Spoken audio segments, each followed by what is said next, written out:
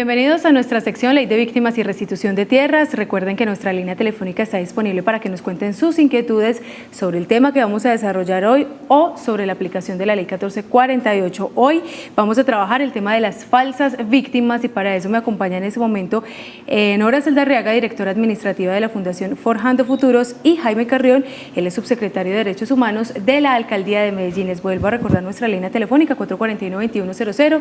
Nosotros en este momento en nuestro máster tenemos una persona de la Unidad Nacional de Víctimas que pues está consultando en tiempo real el estado en el que se encuentran los procesos de quienes deseen solicitar información sobre estos temas. Vamos a entrar en materia. Muy buenas tardes, gracias por acompañarnos. Y en los últimos días la Fiscalía General de la Nación imputó el delito de falsa denuncia a 4 líderes de tierras precisamente que utilizaron recursos de la unidad para hacer sus reclamaciones. Nora, que has estado tan cerca de las víctimas, ¿qué implicaciones tiene reportarse como víctima precisamente sin serlo y qué tan frecuente se registran estos casos? Sí, hay unas sanciones para las víctimas o para las personas que se declaran víctimas pero que realmente no lo son, y tiene que ver, porque esto es un delito, entonces van a tener podrán ir a la cárcel y las penas que pueden pagar son entre 8 y 12 años de cárcel. Entonces, prevenir a las personas que no sean víctimas, que quieran tener alguna indemnización o algún recurso económico del Estado, pues que no lo hagan por este medio, que no es el camino correcto.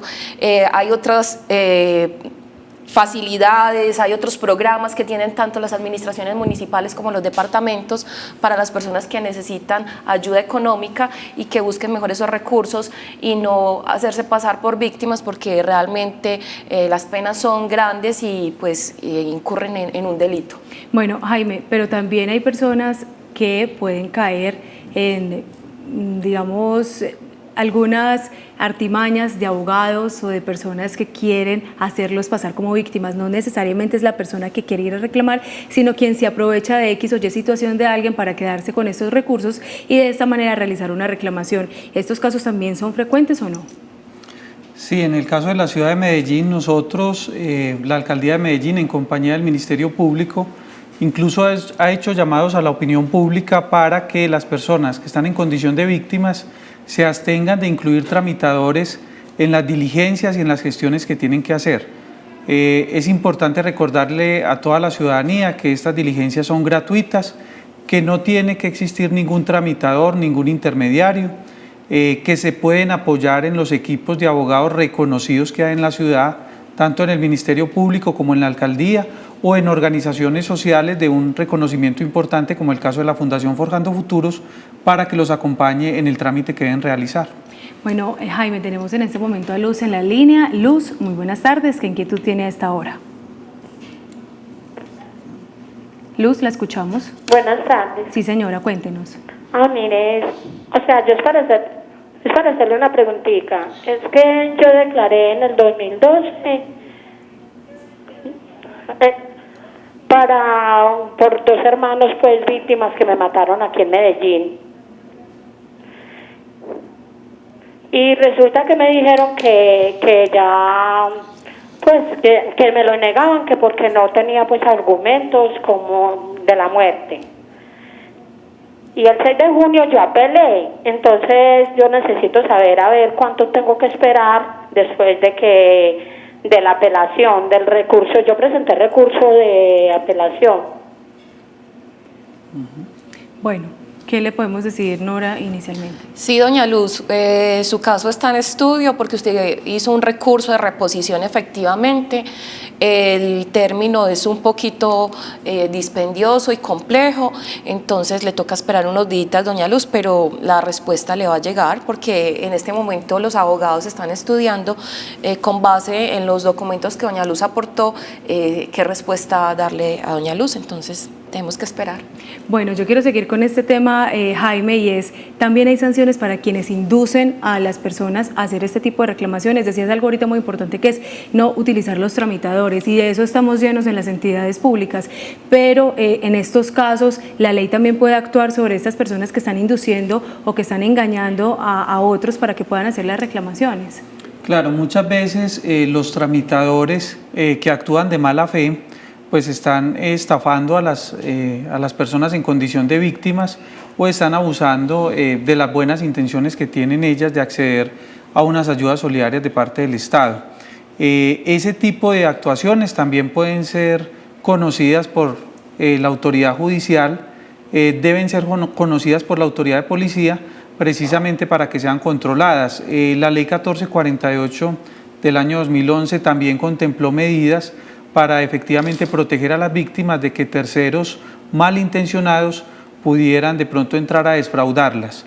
Alrededor del tema de la ayuda de víctimas, pues hay unos dineros que se entregan y por supuesto no falta quien quiera como hacerse aparte de esos dineros. Es por eso que la recomendación es muy clara para la ciudadanía, que se abstenga de utilizar tramitadores que se encuentren en la calle, en las filas.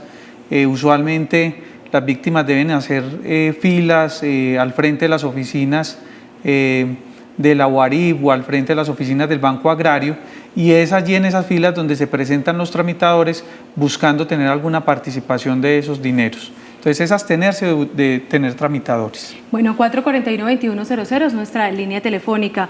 Nora, alguna vez lo conversábamos fuera de cámaras y es que buena parte de las víctimas son personas que no tienen estudios, que muchas veces son analfabetas y que eso facilita que se registren situaciones como estas. En la Fundación ustedes seguramente han recibido personas con estas características, pero eso no les impide reclamar. En estos casos ustedes hacen la asesoría cuando tienen alguna inquietud, precisamente cuando tienen estos impedimentos, si lo podemos llamar de alguna manera.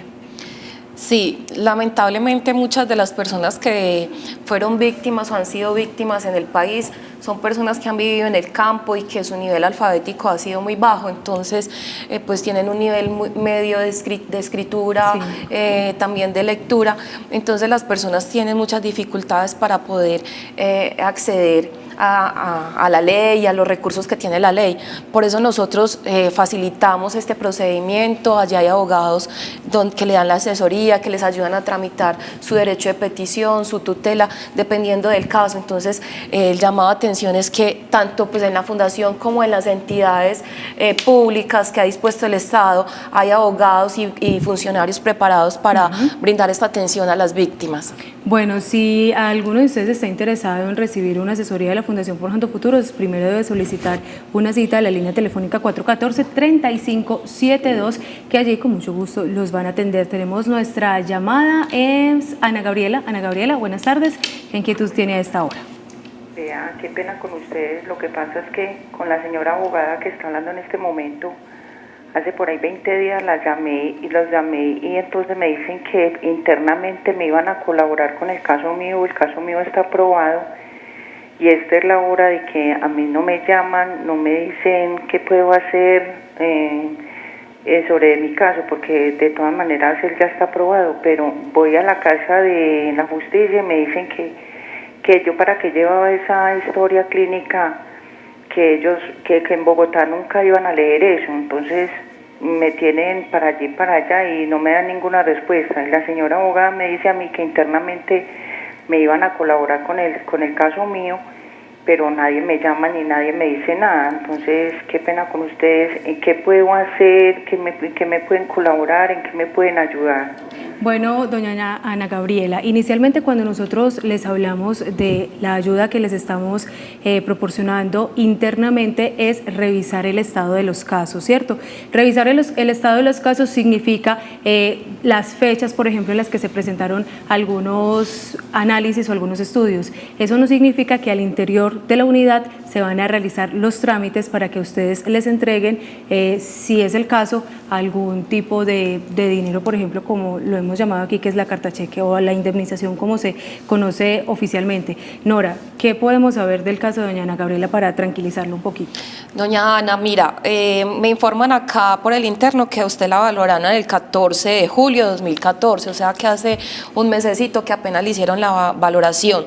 Eso significa que aún hay otro procedimiento, después de la valoración va a llegar un documento que es una carta que le va a llegar a su residencia y posteriormente en esa carta va a decir en qué fecha se le va a entregar el recurso económico.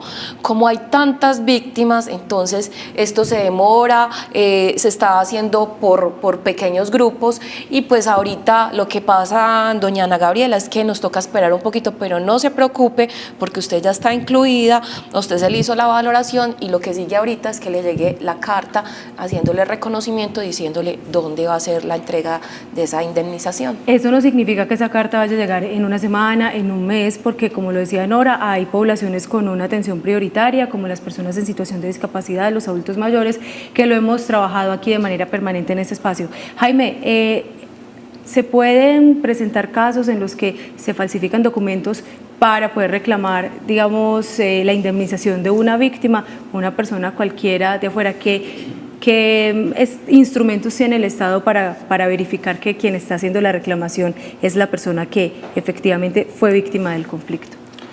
Bueno, por supuesto que eso se puede presentar.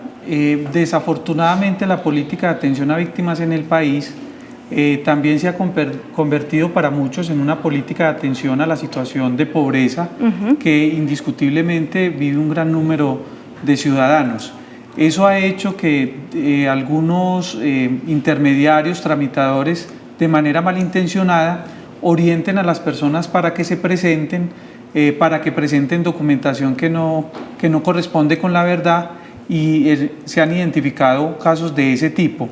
Sin embargo, también hay que decirlo, estos casos son una excepción frente a los casos que conocen las autoridades precisamente por condiciones de victimización del conflicto armado colombiano. El gobierno nacional es quien está a cargo de la valoración para decidir sobre el estatus de víctima de una persona. El gobierno tiene un procedimiento metodológico que permite confirmar que la información que se le está entregando es veraz, que corresponde con la verdad y que los documentos que soportan esa información pues también son documentos auténticos que permiten dar medidas de reparación como una indemnización. Vamos a recibir nuestra última llamada, tenemos a Luceli en la línea. Luceli, buenas tardes, ¿qué inquietud tiene a esta hora? Buenas tardes. Sí, señora, le escuchamos. Para preguntarle a los doctores qué me pueden informar sobre el caso de mi esposo, que él fue asesinado en el año 2000. Ya yo hice la declaración y salí notificada como, ya reconocida como víctima, pero ya hace días la entidad no se ha vuelto a comunicar conmigo y entonces para mirar cómo va el proceso. Bueno, Nora, ¿qué le podemos decir? Sí, doña Luceli, le informo que usted ya está incluida, toda su papelería está completa, cumple con los requisitos, ya ahora lo que sigue es que se le va a hacer la visita o la valoración y posteriormente se le envía la carta, pero se demora un poco para que usted tenga paciencia, en el momento decirle que usted tiene todos los documentos completos, entonces por eso es que no la han vuelto a llamar ni a darle ninguna notificación. Bueno, para recordar entonces, los trámites son gratuitos para estos casos. Cualquier entidad del sistema de atención y reparación integral a las víctimas les puede brindar información oportuna y veraz. Y lo más importante, los trámites se pueden realizar de manera directa y eviten utilizar los servicios de los tramitadores porque, como ya les decíamos, ustedes lo pueden hacer por sus propios medios. Nora Saldarriaga, directora administrativa de la Fundación Forjando Futuros, y Jaime Carrión, subsecretario de Derechos Humanos de la Alcaldía de Medellín, nos acompañaron hoy. Muchas gracias por estar en este espacio. Recuerden que mañana volvemos con un nuevo tema en este espacio de Ley de Víctimas y Restitución de Tierras. Sigan con la programación de nuestro canal Telemedellín. Aquí te ves. Feliz tarde.